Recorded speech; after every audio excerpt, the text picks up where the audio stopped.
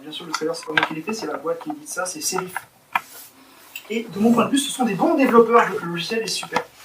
Pendant que vous voyez les images du logiciel que je vous présente juste après ça, moi c'est Vincent Chaumoître, parce que j'ai remarqué sur le meetup, j'ai mis VS Games parce que j'avais pas compris que c'était un truc avec les noms réels, puis après j'ai laissé.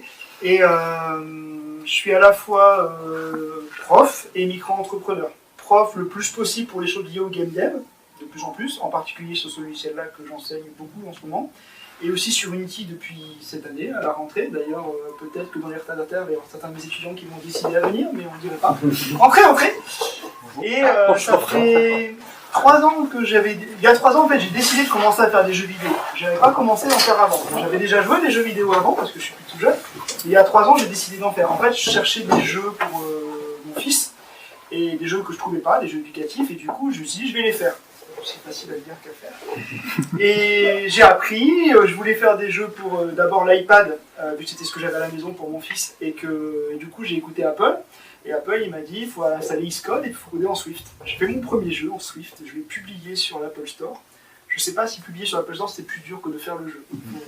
J'ai fait le jeu. J'étais pas un peu fier, et le jeu est sorti en juin 2016. Et puis il y a des gens qui ont testé le jeu, qui n'étaient pas spécialement mes gamins, qui m'ont dit mais c'est que sur iOS, tu ne pas sur Android. Et j'ai dit ah bah non, puis j'ai regardé, non, Apple ils ne vont pas faire des jeux sur Android, c'est pas trop leur copain. Et là vous voyez, le Wi-Fi rame, donc je fais bien me meubler. J'avais chargé la vidéo en cache avant, donc c'est bon signe. Et si je clique un coup là, peut-être que ça va l'aider. Pour au pire, si on voit pas la fin de la vidéo, c'est pas grave. J'ai plus de temps pour présenter. Allez, tac. Et oh, mais là, ça a l'air de marcher. Et donc, après ça, quand j'ai cherché à faire des jeux pour Android, mais sans laisser tomber iOS, au début, j'ai commencé à faire comme pour Apple. J'ai été voir ce que Google disait. J'ai installé Android Studio, j'ai regardé les premiers tutos et j'ai dit non. Les gens à l'époque, c'était il y a 3 ans, ils trouvaient que c'était normal que le truc bug. Pour moi, quand ça bug, quand le moteur de jeu de l'éditeur principal bug, c'est pas normal. Donc j'ai laissé ça tomber très rapidement, j'ai même pas essayé de faire le jeu comme ça. Et après, en regardant un peu sur internet, je suis très vite tombé sur Unity, qui a une bonne campagne marketing. Et j'ai testé Unity, ça m'a plutôt convenu. Alors il fallait apprendre des choses, c'était pas du tout pareil que Swift et Xcode. Il y a beaucoup de trucs qui sont spécifiques au moteur d'ailleurs, qui sont pas spécialement la programmation. Et depuis, je fais des jeux avec ce moteur-là. J'en ai sorti 2 coup sur coup l'été d'après. Il y en a même certains que j'ai vendus un petit peu. De quoi me payer l'abonnement à l'Apple Store, hein, rassurez-vous. J'achète mes ordinateurs de case encore. Mais en attendant, c'est déjà satisfaisant et une réussite en soi d'arriver à finir des projets. Alors, ça, c'est déjà très bien. Et puis de pouvoir montrer ces projets à certaines personnes, ça suffit des fois à les convaincre de venir bosser pour eux. Ce qui m'arrive de temps en temps, par exemple la formation Unity que je démarre là, c'était pas pour mes compétences en maths qu'on m'a demandé, c'était pour les jeux. Ça c'est fini. Et donc, depuis que ça fait 3 ans que je suis au début j'étais en apprentissage, ça fait 2 ans que je suis en micro-entreprise, parce que bon, c'est pas les premières semaines où j'ai appris, j'ai commencé à vendre des services. Mais bon, j'apprends vite quand même, et du coup, j'apprends aux autres aussi, c'est-à-dire je transmets, vu que ma formation de base c'est enseignant. Et justement, à propos du logiciel Affinity Designer, dans mon site qui se trouve, alors là pour le coup, si vous tapez juste VES Games, vous allez le trouver, vous avez une partie sur les jeux, ça on en reparlera peut-être d'autres fois, mais là le but c'est pas ça, et une partie sur ce que j'enseigne, en particulier, il y a une page sur Affinity Designer, qui charge très vite si je change d'onglet, voilà. Et dessus, il y avait quelques tutos que j'avais fait, et en fait à l'époque j'avais fait du dessin vectoriel, alors on va se concentrer sur le dessin, j'avais fait du dessin vectoriel avec Inkscape pendant 1 an. J'avais appris à le faire en même temps que j'apprenais à coder en Swift. Et j'ai commencé à pouvoir l'enseigner. Parce que l'avantage que j'ai d'enseigner à l'université avec une chef qui a pleinement confiance en ce que je fais, c'est si je propose d'enseigner un truc, même si moi je l'ai appris il y a 3 semaines, elle me dit oui si ça sert à quelque chose. Et là c'était le cas, parce que pour dessiner des logos ou faire l'infographie pour des commerciaux, c'est ça que j'ai la plupart du temps. Le dessin vectoriel c'est bien utile. Et pour les jeux vidéo aussi, et c'est ça que je vais vous montrer aujourd'hui. Après 1 an sur Inkscape, j'ai testé 2 semaines, alors là c'est ce que je disais tout à l'heure, mais tout le monde n'était pas là. J'ai testé 2 semaines Illustrator, qui a priori ce que l'industrie dicte. J'ai pas aimé du tout, pour être clair, pour être poli on va dire. En 2 semaines sur Illustrator, j'arrivais à rien faire par rapport à ce que j'étais capable de faire sur Inkscape. Bon, j'avais vraiment d'XP sur Inkscape.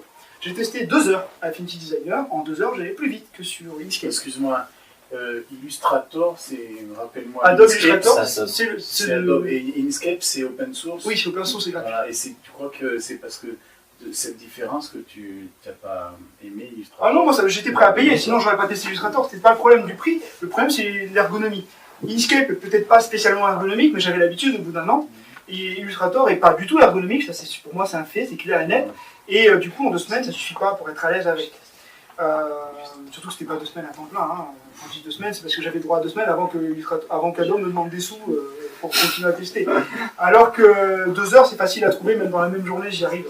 Et le modèle économique Inkscape il est complètement gratuit et libre, il est toujours, et si vous voulez une solution libre et gratuite, c'est la seule valable en dessin vectoriel, il n'y a pas d'alternative, quoi, peut-être Gravity Designer. En solution dans l'industrie, il y a encore beaucoup d'endroits où c'est Adobe pour tout le monde, parce que si le patron il a payé la licence Adobe, vous êtes obligé d'utiliser ça. Et en solution micro-entreprise, où il n'y a qu'un patron, et c'est celui qui achète le logiciel, et c'est moi pour le coup, ou en solution petite boîte, qui n'a pas trop de budget, qui n'a pas envie de dépenser 200-300 €, voire fois un certain nombre de postes pour les licences Adobe, la solution Affinity Designer pour le dessin vectoriel, c'est 50 € en paiement une fois. Donc c'est entre les deux, c'est payant. Mais on en a pour son argent, à mon avis, beaucoup plus que chez Adobe. Et pour tout vous dire, par exemple, si vous regardez ce résultat-là, celui-là, celui-là, et ça quand même pas, vous savez, j'avais juste fait un cube, j'ai fait ça en 2h30. Enfin plutôt, j'ai fait faire ça à mes étudiants en 2h30. Ils sortaient des résultats de ce type-là. Et ça, je pense que je ne vais pas vous montrer plus que ça. Je vais tout de suite rentrer maintenant dans le logiciel. Bon, je ne vais pas commencer à 1h30, hein, c'est ça.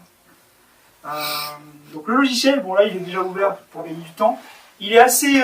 alors les 2 gros points forts qui sont même pas le prix de mon point de vue, c'est 1, l'ergonomie, du coup on apprend vite à l'utiliser. 2, la légèreté, c'est-à-dire que c'est pas une usine à gaz comme chez Adobe. Du coup, surtout sur Mac, parce qu'il était bien optimisé pour Mac avant PC, la version Windows, j'atteste sur les vieux PC qu'on a à la fac, donc j'ai un biais. Avec un vrai PC, je pense que ça marche mieux. Mais la version Mac, même sur mon truc là, qui a 4 Go de RAM, ça fonctionne bien, j'ai pas de problème particulier. Et là, si aujourd'hui ça bug, c'est parce que c'est la démo, ou c'est peut-être un peu parce que là j'ai ouvert plein de fichiers en même temps, dont certains qui sont très lourds. Celui-là, qui est à mon avis un des plus intéressants, il est très lourd parce qu'il y a plein de choses. Il faut avoir conscience que quand on fait du dessin vectoriel, derrière chaque objet, il y a des équations. Et dès que vous bougez des trucs, il fait des calculs en permanence. Donc ça peut vite être, même avec un logiciel bien fait, ça peut solliciter la machine quand même. Avant de montrer peut-être celui-là qui est un des plus intéressants, moi, à l'époque, j'avais été convaincu qu'il fallait que j'achète Affinity Designer en voyant une vidéo qui montrait ce truc-là. C'était juste une utilisation des symboles. Premier truc que je vous montre. Et en jeu vidéo, c'est très utile. Là, imaginons, j'ai fait une sorte de larme, je sais pas quoi, des écailles sur un animal ou de l'eau, un truc comme ça, et je les ai mis en symbole. Le symbole, c'est un truc qu'on peut mettre un truc en symbole. Ça sert en particulier à, quand je modifie un symbole, à celui-là, on va zoomer un petit peu, si je change par exemple son trait et que je change un peu l'épaisseur du trait, tous les objets qui sont à l'écran, ils sont liés. Et ça, pour faire du prototyping, c'est super. Par exemple, imaginez, je ne vais peut-être pas le faire en direct, vous avez fait une plateforme avec un rectangle, vous avez mis vos rectangles pour faire votre niveau de platformer, ce que je suis en train de faire pour le Game Jam, j'ai mis des carrés blancs pour l'instant. Vous avez prototypé un niveau dans Affinity Designer, vous mettez votre plateforme, avant de la copier, il faut la mettre en symbole. Si vous modifiez une plateforme, ça modifie en temps réel partout sans avoir à refaire du copier-coller, à replacer des trucs, etc. Ça, c'est super pratique. Et c'est valable pour tous les éléments. Hein. Par exemple, je peux très bien l'agrandir, je peux lui changer de style. Ah oui, là, on a vu un peu l'affichage, il y a un peu plus de mal. Les symboles, c'est vraiment un truc qui est très utile dans les jeux vidéo. Ça existe sur Illustrator, mais on se rend compte beaucoup plus tard, tellement c'est pas un truc auquel on arrive dessus tout de suite. Là, ça c'est facile à faire. Ensuite, pour revenir un peu plus, même si je vais pas vous faire 50 tutos pour tout vous montrer, mais juste les résultats finaux qu'on peut avoir et peut-être certaines fonctionnalités et éléments clés un peu plus en détail. Un élément clé, ce qui est assez remarquable, et à mon avis c'est le seul logiciel comme ça, alors là je vais prendre le... C'est lequel je ne l'ai pas ouvert, un truc avec les deux, je crois que je ne l'ai pas ouvert, donc je ouvre mon fichier. Présentation, le bois. Ce fichier-là, voilà, comme ça vous avez un temps d'ouverture en réel. Vous pouvez à la fois, et si je vais regarder ce qui se passe ici, donc moi je fais des jeux éducatifs pour enfants, hein, normalement ça se voit. Là ça se voit. En fait, ma meilleure vente c'était s'appelait TAL, et t'as le doigt devant. Comme ça, je me suis dit tiens, c'est ma meilleure vente, je vais faire la suite. J'ai plein d'idées pour faire la suite, j'en ai fait plein, et puis je suis passé en autre projet, il y a encore un autre projet. J'ai même osé prendre des vacances. Alors oui, quand vous faites du jeu vidéo, vous avez le droit de prendre des vacances. Sérieusement, c'est utile. Là, cette image-là, si on va prendre un truc viril, celui-là. Cette image-là, vous avez derrière du pur vectoriel, Le symbole qui est là, c'est du pur vectoriel. Vous avez un rectangle. Alors, je développe tout. Bon, là, on ne va pas voir les détails. Vous avez des formes, des rectangles. Là, les courbes, je les ai vraiment fait en vectoriel, une par une. Et j'ai mis un petit effet 3D, là. Par exemple, l'effet, là, le FX, là. Si je l'enlève l'effet, là, il le met en grand. Ça cache tout. Si j'enlève la 3D, ça enlève l'effet qui donne le volume, là. J'ai mis un effet 3D qui est calculé automatiquement. C'est pas moi qui l'ai dessiné. On pourrait aussi le dessiner avec le stylet, etc. Par contre, la coloration du cœur, c'est pixelisé. Vraiment, comme avec une brosse, genre Photoshop. Les deux sont dans le même soft. Si vous voulez passer en mode pixel, vous avez un mode ici, avec une barre d'outils ici, qui sont à peu près ce que vous avez sur Photoshop. Donc au lieu d'avoir Illustrator plus Photoshop, deux trucs séparés, vous avez les deux dans le même soft. Ça c'est super pratique parce que moi en fait j'ai commencé à vouloir dessiner avec de la texture, du volume et tout comme ça. Je sais pas si j'en ai des plus sympas en volume sur celui-là, je pense pas. Justement parce que mes dessins vectoriels, je trouvais qu'il manquait un peu de vie, c'était un peu trop plat. Si vous voulez quelque chose qui a l'air d'être crayonné à la main, en dessinant que des courbes parfaites, c'est difficile à faire. Il y a des moyens de le faire, moi j'ai dessiné pendant 3 ans clavier souris. Hein. Et actuellement, encore une fois, là ce dessin-là je l'avais fait à la tablette graphique, enfin pour le remplir, option dessin, avec des trucs comme ça. D'ailleurs, je peux vous montrer peut-être quand même un petit peu la différence entre les deux là-dessus. Je fais un nouveau plan de travail juste pour vous. En mode vectoriel, je fais par exemple un cercle. On va lui mettre une couleur, parce que bon, quand même, sans faire un vrai tuto, une couleur de fond. Donc là, vous voyez un cercle purement vectoriel. D'ailleurs, l'intérêt du vectoriel, pour ceux qui ne sauraient pas, c'est que là, si je l'exporte, et bon là, mon cercle, il fait un peu moins de 500 pixels. Je l'exporte, j'ai un cercle de 500 pixels. Si je mets sur un écran qui fait 1000 sur 1000, il va être joli, mon cercle. Si je l'imprime sur un écran qui fait, je sais pas moi, 10 000 sur 10 000 pixels dans 5 ans, quand on sera passé à la 8K, à la 20K, etc., et on va voir les pixels. L'intérêt de travailler en vectoriel, c'est que là, il suffit que je prenne mon cercle, que je l'agrandisse, je refais l'export, c'est parfait, il n'y a pas à redessiner. Pour un cercle, c'est pas grave, mais quand vous avez des équipes d'artistes qui travaillent pendant des mois pour vous sortir des graphes dans une taille et que vous voulez faire l'inversion dans une définition au-dessus, c'est un vrai coût de développement. Et quand c'est pas du coût de développement parce que vous êtes tout seul, c'est du temps que ça a fait gagner. Ensuite, donc là, je vous ai montré, c'est purement vectoriel. Maintenant, je vais lui rajouter un calque pixelisé, donc nouveau calque pixelisé, et je vais mettre le calque pixelisé en dessous directement, et maintenant je passe en mode pixel. Je vais choisir un pinceau qui soit pas trop plat, et je vais choisir surtout un outil pour peindre. Tac. Et là maintenant, alors je vais changer de couleur sinon on va rien voir, on va prendre une couleur un peu plus... Est-ce que l'écran il est bon là comme ça, tac tac, on voit un peu, peut-être encore plus clair, vous verrez mieux. Et là, bon, bien sûr, je fais la souris, donc et là, je peins. Et l'intérêt d'avoir mis mon casque à l'intérieur, c'est que je ne peux pas déborder. C'est-à-dire que je peux peindre, mais en gardant ma forme vectorielle pour le contour. Du coup, c'est pas trop dur avec ce genre de technique, surtout avec un vrai stylet, par exemple, de peindre un peu sur les bords pour donner un effet de volume, ce genre de choses. Plutôt que d'utiliser un effet 3D qui sera un peu toujours le même, et toujours un peu un côté pas assez vivant. Donc ça, à mon avis, c'est les deux fonctionnalités qui sont un petit peu uniques dans le logiciel. Après, le fait de pouvoir travailler avec des plans de travail, de pouvoir zoomer presque à l'infini, c'est super pratique. En revenant sur d'autres exemples. Maintenant, j'ai utilisé ce soft-là, alors ce jeu-là, ASAP. J'avais fait ça, c'est le premier jeu que j'avais fait en collaboration avec un Québécois super codeur. Et alors moi, du coup, j'ai passé la première fois que je faisais un jeu en faisant que du dessin. Une révélation pour moi, parce que j'ai vraiment adoré, pour le coup, la partie dessin. Et là, par exemple, pour prototyper, j'avais fait des formes géométriques plus ou moins simples. Par exemple, celle-là, on peut voir un peu comment c'est décomposé ici. Voilà, il y a des formes géométriques, alors, avec des trucs plus ou moins alignés. Et à partir de formes géométriques groupées, j'ai fait du Cara Design en les regroupant pour faire des persos comme ça, là, avec les mêmes formes, vous voyez, on voit les mêmes triangles là. Et l'intérêt de travailler en vectoriel, c'est aussi ça. C'est qu'avec les mêmes formes, alors j'avais fait une démo, on va prendre... Allez, je me mets ici. On va dire que lui, par exemple, pour le dupliquer, c'est super rapide, je vais dégrouper ça. Avec les mêmes formes, je pourrais dire, tiens, je vais faire un truc un peu plus... d'un autre style. Par exemple, les deux, là. Les diminuer un peu. Lui, l'agrandir. Alors, sans perdre des proportions. Et là, du coup, c'est plus le même. Alors, celui-là, il est peut-être pas super intéressant par rapport à d'autres. Mais le fait de pouvoir changer la taille des objets les uns par rapport aux autres après coup, après y avoir pensé en fait, ça permet des choses qu'on ne peut pas faire quand vous devez réfléchir avant.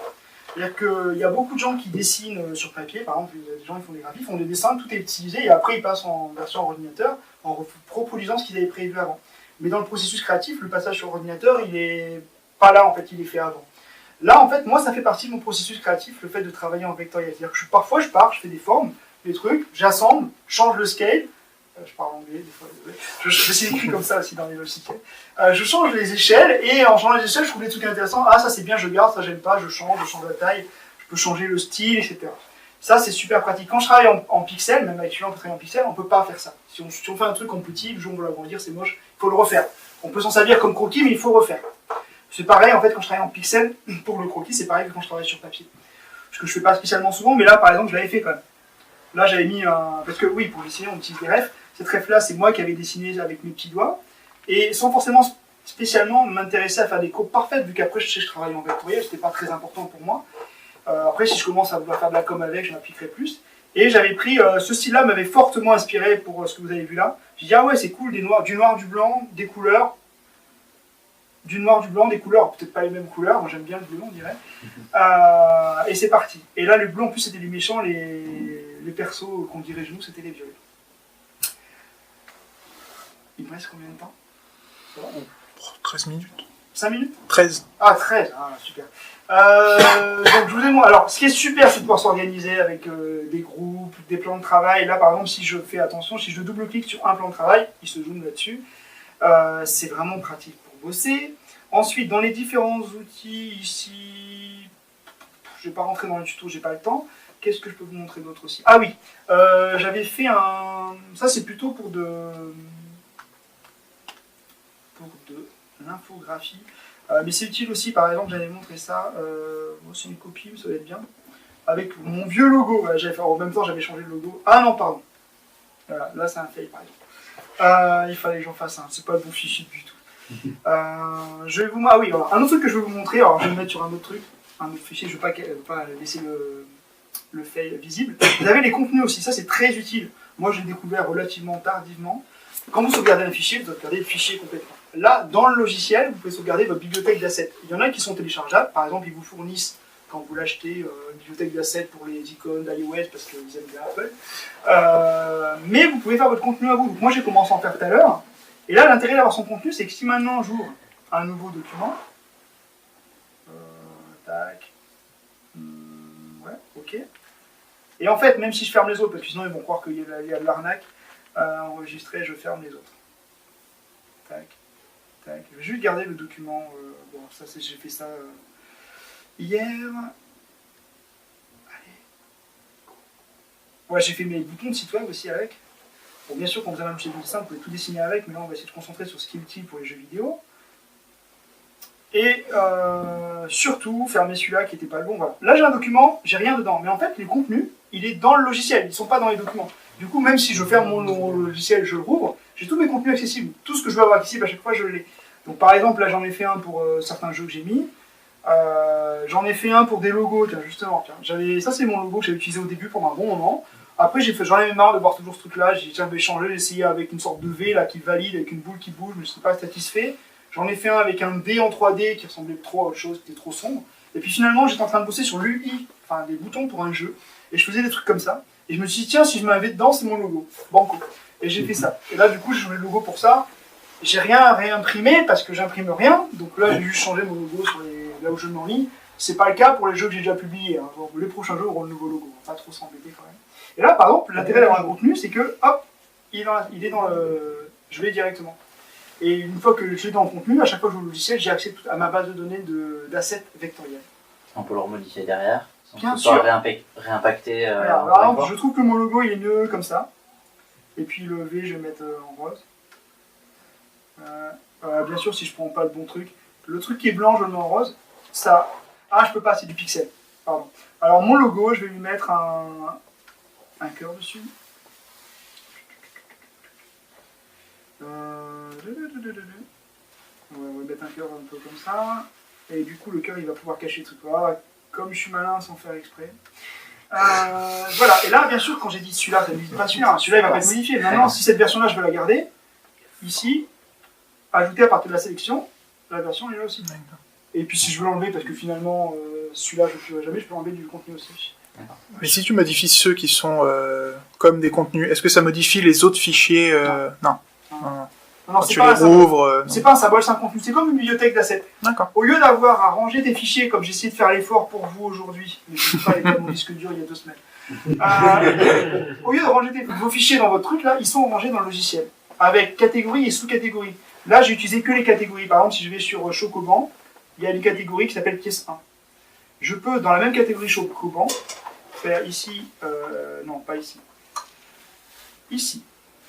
Allez, ajouter une sous-catégorie, et puis l'appeler, renommer démo pour vous, et dans la démo, le mettre lui, pour pas que ça me prenne trop de temps.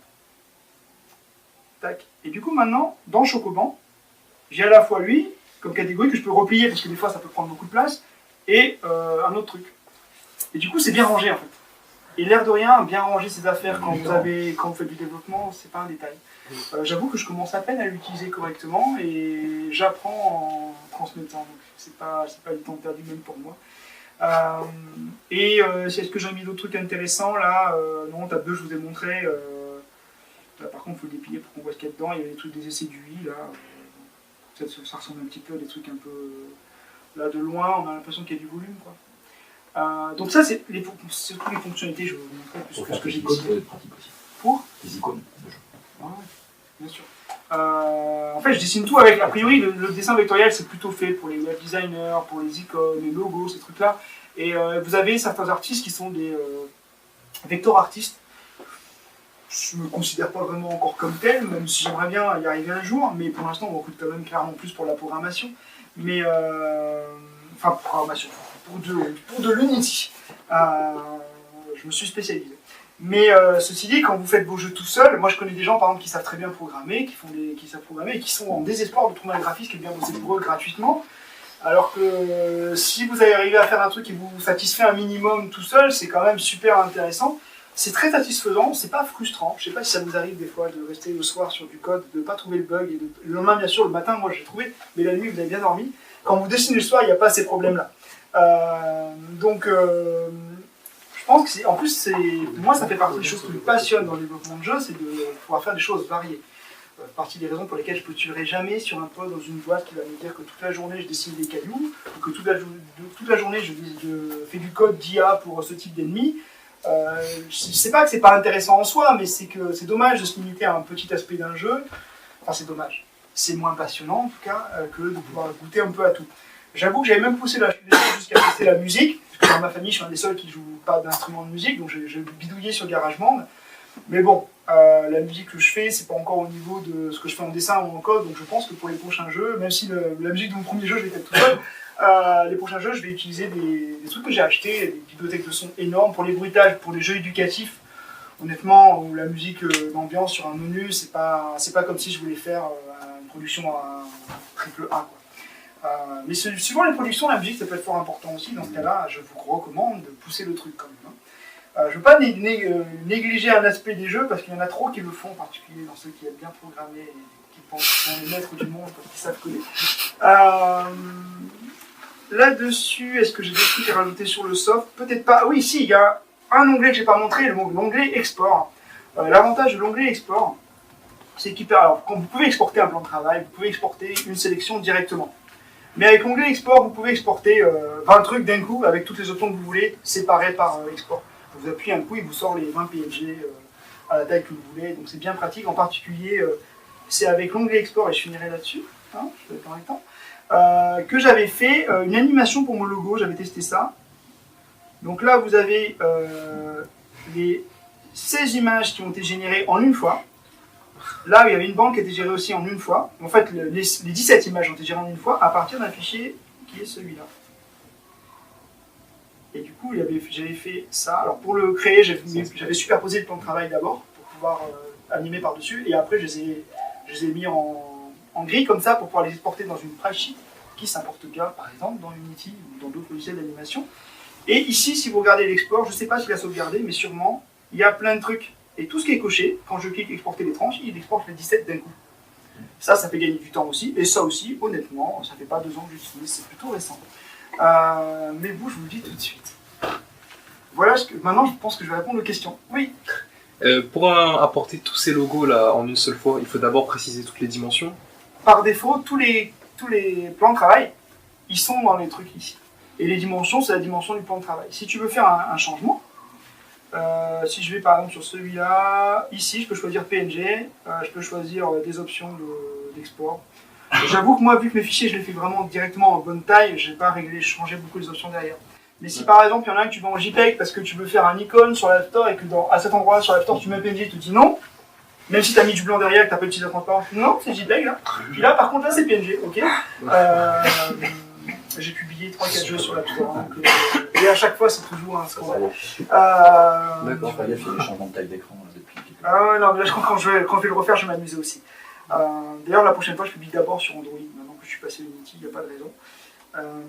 Donc là, ouais, tu peux tout gérer à part et tu peux très bien dire décocher, en exporter qu'un. Mais si tu en exportes qu'un, en général, tu n'utilises pas le persona, tu te mets là, plan de travail 1, fichier, export. Exporter, ça, ouais, et puis là, zone 1, ok, j'exporte le plan de travail 1. Si tu veux en faire qu'un, c'est bon. Et d'ailleurs, ma manière de travailler avant, tu voyais les fichiers, il y avait des références, trucs, c'est pas moi qui les ai fait, des trucs qui sont là comme ça, puis il y a des trucs que je veux vraiment exporter pour les assets à utiliser. Je sélectionnais que les calques qui m'intéressaient. Mais par contre, j'ai tout dans mon environnement de travail. J'ai pas besoin d'avoir un logiciel qui m'ouvre, je sais pas, il y a un modèle à côté. Quand tu travailles dans la vraie vie avec ton chevalet, ta peinture, tu as un modèle là, tu as une photo là, tu as le spot. Okay. Bon, là, tu as tout dans le même soft. Quoi.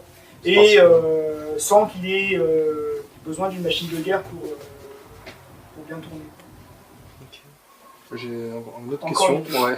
Parce que là, depuis tout à l'heure, vous nous montrez de la 2D. Est-ce qu'il y a moyen de faire des modèles 3D ou c'est pas du tout un logiciel pour alors, de la vraie 3D, non, du tout. La 3D isométrique, oui.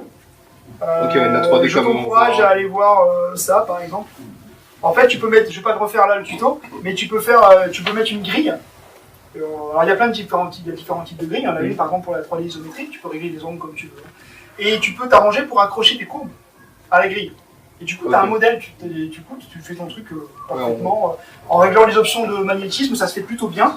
Par contre, clairement, là, mes étudiants débutants, quand je leur ai montré ça et ça, eux, ils m'ont fait un cube, pas un cube découpé comme ça, plus en 3D, ils m'ont fait un cube, et après, avec le cube, ils ont joué un petit peu avec les machins. Mais les deux tutos qui sont là, qui sont un peu plus conséquents que les premiers, le tuto, il dure un quart d'heure. Pendant un quart d'heure, je suis pas en train de faire du speed art, j'explique. Hein. Donc c'est faisable. Et après, j'ai fait des speed art, tiens, d'autres questions. Je vous balance le truc. Il y en a que je ne vais pas montrer. Le dernier truc que j'ai fait, je l'ai fait sans savoir à l'avance ce que j'allais faire. Donc du coup, ça m'a pris beaucoup de temps, beaucoup plus de temps que j'avais pris. Le truc il a accéléré plein de fois. Mais j'étais parti justement entre les isométriques. Mais du coup, vous pouvez poser des questions, hein, parce que là c'est juste pour occuper l'écran. Oui. niveau raccourci. Ils ont l'avantage d'être tous écrits sur le logiciel. Ouais. Et a priori par défaut c'est les mêmes d'Adobe. C'est les mêmes qu'Adobe par défaut. Soit peut-être certains, mais moi j'ai moins l'habitude d'Adobe. Mais le gros intérêt des raccourcis clavier, c'est que par exemple, quand tu es en train de... Voilà, outil sélection, annuler. Je sélectionne une forme, je veux commencer à la déplacer. En bas, tu vois ce qui est écrit là? Ah non, tu vois pas. Ça c'est de la projection. Merci Chromecast. Là, tu vois en bas ce qui est écrit, voilà. Quand tu fais un truc, ce menu-là, ça dépend de ce que tu fais, et il te donne des indications sur ce que font tes raccourcis. C'est écrit en direct. Okay. Tu n'ouvres pas une doc obscure, tu commences pas à demander à 3 personnes sur ton Discord, c'est quoi un raccourci clavier pour faire ça. C'est écrit dans son nom. Et la plupart du temps, c'est ça l'ergonomie, c'est tu cherches un truc, il est pas loin. Bon après, il y a des trucs qui peuvent ne pas être un peu plus loin. Quoi. Du coup, est-ce qu'il y a une version étudiante?